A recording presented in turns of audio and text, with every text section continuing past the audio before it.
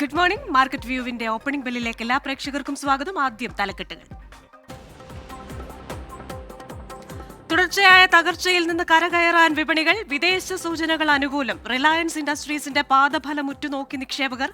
വിൽപ്പന സമ്മർദ്ദവും തുടരുമെന്ന് വിദഗ്ധർ. ക്രൂഡ് വില കൂടി, നില മെച്ചപ്പെടുത്തി ഡോളർ. ക്രിപ്റ്റോ കറൻസികളും ഇടിവിൽ. ഇടക്കാല ബജറ്റിൽ പണപ്പെരുപ്പം നേരിടാനുള്ള നൂതന നികുതി നിർദ്ദേശമുണ്ടായേക്കുമെന്ന് പ്രതീക്ഷ.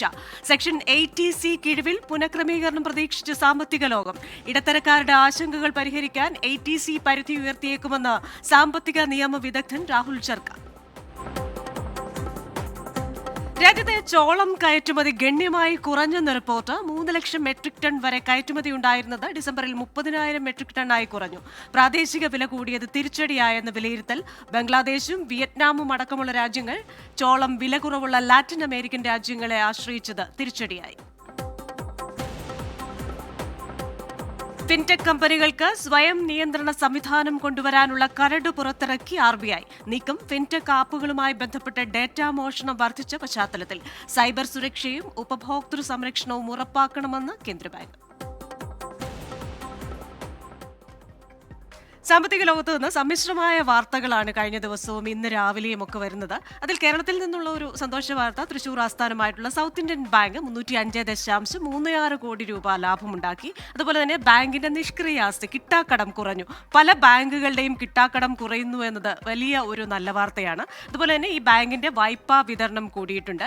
ഇനി രാജ്യാന്തര വിപണികളിലേക്ക് നമ്മൾ നോക്കിക്കഴിഞ്ഞാൽ IPOകളുടെ ഒരു കാലമാണ് ഇന്ത്യയിലും ഗ്ലോബൽ മാർക്കറ്റ്സിലും. റെഡിറ്റ് IPOയുമായി എത്തുന്നു എന്ന ഒരു വാർത്തയുണ്ട്. അതുപോലെ തന്നെ നമുക്കറിയാം സെമി കണ്ടക്ടറുകൾ അഥവാ ചിപ്പുകൾ ഒരു രാജ്യത്തിന്റെ വികസനത്തിന് എത്രത്തോളം പ്രാധാന്യം അർഹിക്കുന്നു. തൈവാൻ പോലെയുള്ള രാജ്യങ്ങൾ, ഈ ഫോക്സ്കോൺ പോലെയുള്ള കമ്പനികൾ എത്രത്തോളം നേട്ടം അതിൽ നിന്നുണ്ടാക്കി എന്ന് നമുക്കറിയാം. ഇന്ത്യ ഒരു ചിപ്പ് നിർമ്മാണ കേന്ദ്രമായി മാറുമെന്നാണ് നമ്മുടെ കേന്ദ്രമന്ത്രി അശ്വിനി വൈഷ്ണവ് പറയുന്നത്.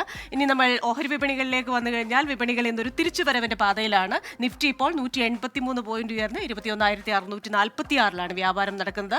ബാങ്ക് നിഫ്റ്റിയും ഫൈനാൻഷ്യൽ സർവീസസ് നിഫ്റ്റിയും ഒരു ഉണർവ് കാണിക്കുന്നുണ്ട്. ഇനി നമ്മൾ സെൻസെക്സിലേക്ക് വന്നു കഴിഞ്ഞാൽ 622 പോയിന്റ് നല്ല ഒരു ഉയർച്ചയാണ്. 71,735 വ്യാപാരം നടക്കുന്നത്.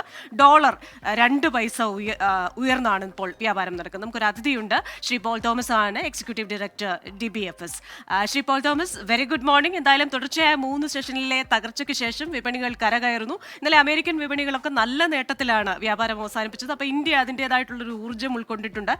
അപ്പാർട്ട് ഫ്രം ദാറ്റ് നമുക്ക് ഇന്ന് റിലയൻസ് ഇൻഡസ്ട്രീസിന്റെ ഒരു മേജർ ഫലം വരികയാണല്ലോ. എങ്ങനെയായിരിക്കും ഇന്ന് വിപണികളുടെ പോക്ക്? ഇന്ന് വിപണി ഒരു ഗ്യാപ്പപ്പിലാണ് ഓപ്പൺ ചെയ്തത്. അതായത് തുടക്കം തന്നെ ഉയർന്നുകൊണ്ട് 150 പോയിന്റ് നിഫ്റ്റിയിൽ ഉയർച്ച കാണിച്ചിരുന്നു. അത് തുടരുന്നതായിട്ടാണ് ഇപ്പോൾ കാണാൻ സാധിക്കുന്നത്. എന്നിരുന്നാലും നിഫ്റ്റിയെ സംബന്ധിച്ചിടത്തോളം 21,700 ലെവല് നിഫ്റ്റിയുടെ ഒരു നല്ല റെസിസ്റ്റൻസ് ആയിട്ട് നമുക്ക് കൺസിഡർ ചെയ്യാം. അതിന്റെ മുകളിൽ 21,700, ഈ 2 ലെവലുകളാണ് ഇന്ന് മുകളിലേക്ക് കയറുന്ന വശം നമ്മൾ ശ്രദ്ധിക്കേണ്ടത്. അതേസമയം റിലയൻസ് ഇൻഡസ്ട്രീസിന്റെ റിസൾട്ട് ഇന്നുണ്ട്. അത് ഇന്ന് മാർക്കറ്റിന് ശേഷം വരും എന്നുള്ളതാണ് അറിയുന്നത്. അങ്ങനെയാണെങ്കിൽ തീർച്ചയായും നാളത്തെ ട്രേഡിംഗ്, നാളെ സ്പെഷ്യലായിട്ട് NSEയുടെ TR സൈറ്റുകൾ ടെസ്റ്റ് ചെയ്യാനായിട്ട് 2 ട്രേഡിങ്ങുകൾ വെച്ചിട്ടുണ്ട്. ഒന്ന് കാലത്ത് 9:15 മുതൽ 10 മണി വരെ, പിന്നെ 11:30 തൊട്ട് 12:30 വരെ 2 ട്രേഡിംഗ് സെഷൻസ് നാളെ ശനിയാഴ്ച എക്സ്ട്രാ ആയിട്ട് നാഷണൽ സ്റ്റോക്ക് എക്സ്ചേഞ്ച് വെച്ചിട്ടുണ്ട്. അതുകൊണ്ട് ഈ നാളത്തെ ട്രേഡിങ്ങിൽ അതിന്റെ ഒരു ഇഫക്റ്റ് ഉണ്ടാകും എന്നുള്ളത്, അതായത് റിലയൻസ് ഇൻഡസ്ട്രീസിന്റെ റിസൾട്ടിന്റെ ഇഫക്റ്റ് ഉണ്ടാകും എന്നുള്ളതിന് സംശയമില്ല. അതിന് പുറമെ ഇന്ന് ഹിന്ദുസ്ഥാൻ യൂണിലിവർ, അൾട്രാടെക് സിമന്റ് തുടങ്ങിയ പ്രധാനപ്പെട്ട കമ്പനികളുടെയും റിസൾട്ടുകൾ വരുന്നുണ്ട്. എന്നാൽ നാളെ ഒരുപാട് ബാങ്കുകളുടെ ICICI bank, Kotak Mahindra bank, അതുപോലെ union bank of India, IDBI bank, IDFC first തുടങ്ങിയ ബാങ്കുകളുടെ എല്ലാ റിസൾട്ടുകളും നാളെ വരുന്നുണ്ട്. അതുകൊണ്ട് തന്നെ നാളത്തെ ദിവസവും വളരെ പ്രധാനപ്പെട്ട ഒരു ദിവസം തന്നെയാണ് സ്റ്റോക്ക് മാർക്കറ്റിനെ സംബന്ധിച്ചിടത്തോളം. ഇന്ന് മാർക്കറ്റ് പോസിറ്റീവ് തന്നെ ക്ലോസ് ചെയ്യാനുള്ള സാധ്യതകളാണ് കാണുന്നത്. ഇന്നലെ തന്നെ ഞാൻ പറഞ്ഞിരുന്നു 21,275 ലെവല് നിഫ്റ്റിയെ സംബന്ധിച്ചുള്ള ഒരു മേജർ സപ്പോർട്ടാണ്. ആ ലെവലിൽ നിന്ന് തിരിച്ചൊരു 200 പോയിന്റിന്റെ കയറ്റം നമുക്ക് ഇന്നലെ കാണാൻ സാധിച്ചു ക്ലോസിംഗിൽ. അപ്പോൾ അത് ഒരു 3 ദിവസത്തെ കറക്ഷൻ ഇന്നലത്തോടുകൂടി തീരും എന്ന് ഇന്നലെ ഞാൻ പറഞ്ഞിരുന്നു. അതുപോലെ തന്നെ സംഭവിച്ചു. ഇന്ന് തിരിച്ച് ഓപ്പൺ ചെയ്തപ്പോൾ തന്നെ കയറി ഓപ്പൺ ചെയ്തതായിട്ട് നമുക്ക് മനസ്സിലാക്കാം. ശരി, എന്തായാലും വിപണികൾ നല്ല നേട്ടത്തിലായിരിക്കും ഇന്ന് എന്ന ഒരു പ്രതീക്ഷയാണ്. ശ്രീ പോൾ തോമസ് പങ്കുവച്ചത്. Thank you Shri Paul Thomas. Market വ്യൂവിന്റെ ഈ എപ്പിസോഡ് ഇവിടെ പൂർണ്ണമാവുകയാണ്. ഉച്ചയ്ക്ക് 1:30 വീണ്ടും കാണാം. നമസ്കാരം. Back to S K.